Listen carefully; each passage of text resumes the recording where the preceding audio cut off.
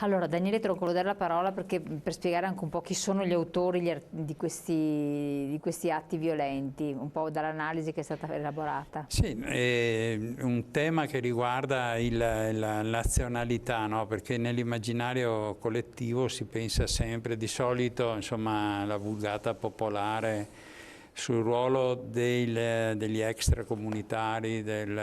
Invece se si guarda i dati ufficiali, si vede che la stragrande maggioranza dei violentatori, delle persone violente che hanno dato origine a una denuncia, sono di nazionalità italiana, cioè il 74, quasi il 75%.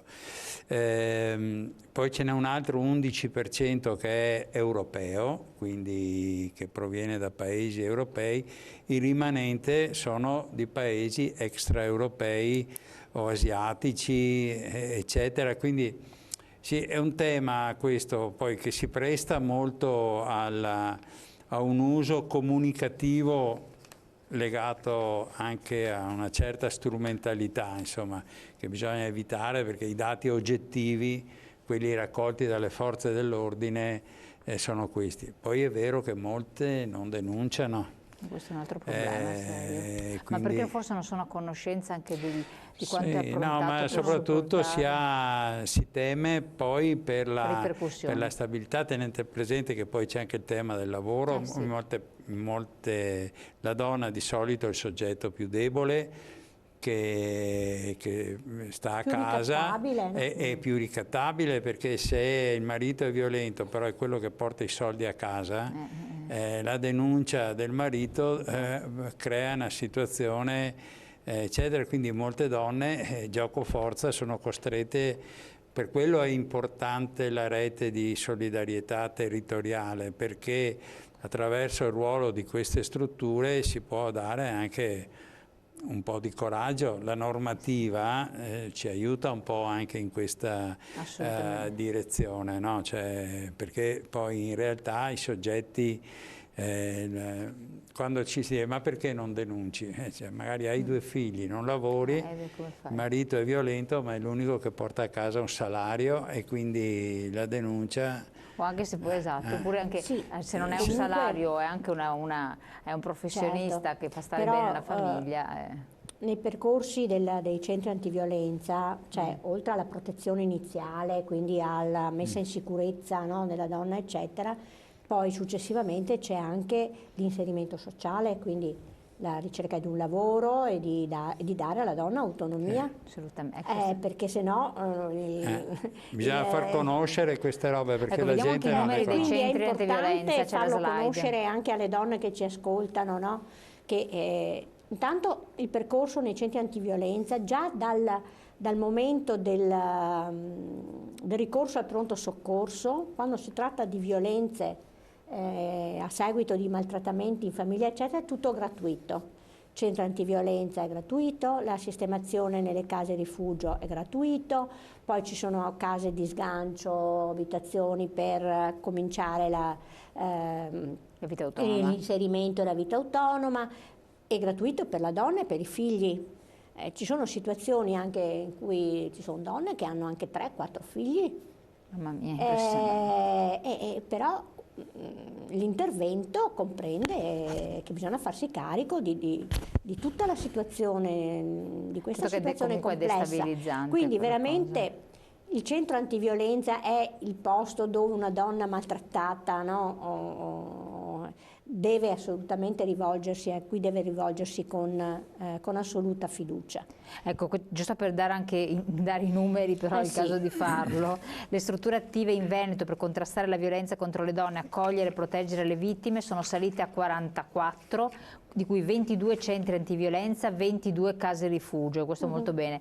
Poi l'apertura di un nuovo centro antiviolenza a Legnago, 3 case rifugio, provincia di Verona, Treviso e Padova, e questo è importantissimo. Altri 2 centri antiviolenza sono in fase di avvio ad Asiago, a Cogollo del Cengio, e un'altra casa rifugio ad Asolo.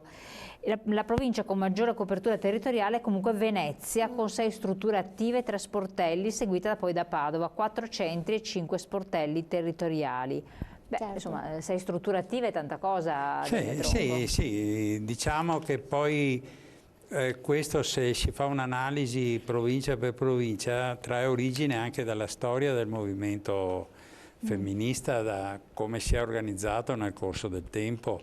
Quindi diciamo che Venezia da questo punto di vista è sempre stato molto sensibile, e quindi poi di conseguenza si è anche organizzato, forse anche per questo a Venezia abbiamo più dati, no? Perché più si ricorre a queste, più c'è l'offerta sul territorio. Noi stiamo facendo adesso un giro per tutti i comuni nell'ambito della contrattazione sociale, e dentro questo tema che riguarda molti aspetti della vita degli enti locali cerchiamo di introdurre anche qualche ragionamento sul genere e sugli aspetti che riguardano anche questi aspetti, e in più di qualche occasione nella provincia ci è capitato dell'assessore alle politiche sociali che ci illustra l'azione che l'ente locale fa verso questa, perché questo è anche importante, perché è anche la parte pubblica, perché poi bisogna intervenire, perché soprattutto nei piccoli centri la situazione da un certo punto di vista è ancora più complicata, e diciamo che gli enti locali possono svolgere, attraverso la collaborazione con le associazioni nel territorio, col volontariato, a un'azione molto incisiva di aiuto e di indirizzo per far emergere, perché femminicidio di solito è il termine di un percorso che se fosse preso all'inizio, per esempio l'assistenza psicologica alla famiglia, poi qui c'è tutto il tema dei consultori familiari, per esempio, no? C'è del ruolo che queste strutture pubbliche svolgono sul territorio, perché se in un ambito familiare abbiamo queste tematiche che cominciano ad emergere, bisogna far intervenire i consultori familiari, perché ci sono. Esistono? Certo che ci sono. Sì, ci sono.